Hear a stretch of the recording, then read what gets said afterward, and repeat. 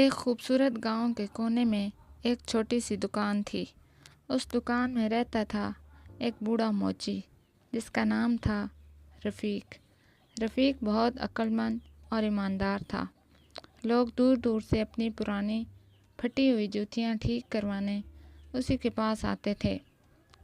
رفیق مسکرا کر بولا، جوتی جتنی پرانی ہو، اگر دل سے کام کیا جائے تو نئی جیسی بن جاتی ہے۔ ایک دن بارش کی رات ایک اجنبی رفیق کی دکان پر آیا۔ اس نے سونے کی بنی ہوئی ایک جوتی رفیق کو دی اور کہا، یہ جوتی بہت خاص ہے، اسے احتیاط سے ٹھیک کرنا اور خبردار اسے کسی کو دکھانا نہیں۔ رفیق نے جوتی لی اور غور سے دیکھا۔ وہ سچ میں سونے کی تھی، لیکن اس میں ایک پرانا زخم تھا، جیسے کسی تیز چیز سے کٹی ہو۔ جب رفیق جوتی کی مرمت کر رہا تھا، اچانک جوتی چمکنے لگی۔ اس میں سے ایک ننھی سی پری نکلی۔ شکریہ رفیق، میں اس جوتی میں قید تھی، تمہاری سچائی اور محنت نے مجھے آزاد کر دیا۔ اب میں تمہیں ایک تحفہ دوں گی۔ رفیق بولا، میں نے تو بس اپنا کام کیا تھا۔ پری نے رفیق کو کہا کہ وہ ایک خواہش مانگ سکتا ہے۔ رفیق نے سوچا، پھر کیا؟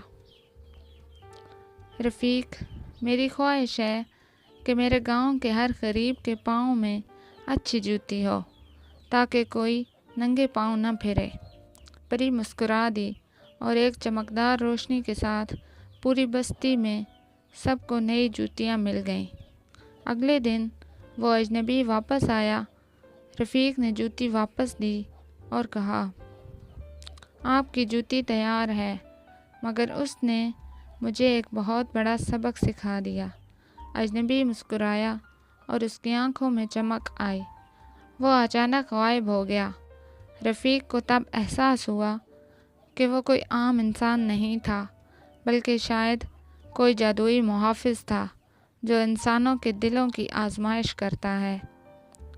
اس کہانی سے ہمیں سبق ملتا ہے کہ ایمانداری، محنت اور دوسروں کی بھلائی کا جذبہ ہی اصل دولت ہے۔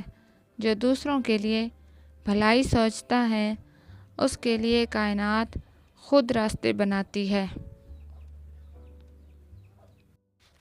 اگر ویڈیو پسند آئی ہو تو ہمارے چینل کو سبسکرائب کریں اور اسی طرح کی جادوئی، اخلاقی اور لوک کہانیاں دیکھنے اور سننے کے لیے بیل آئیکن دبائیں۔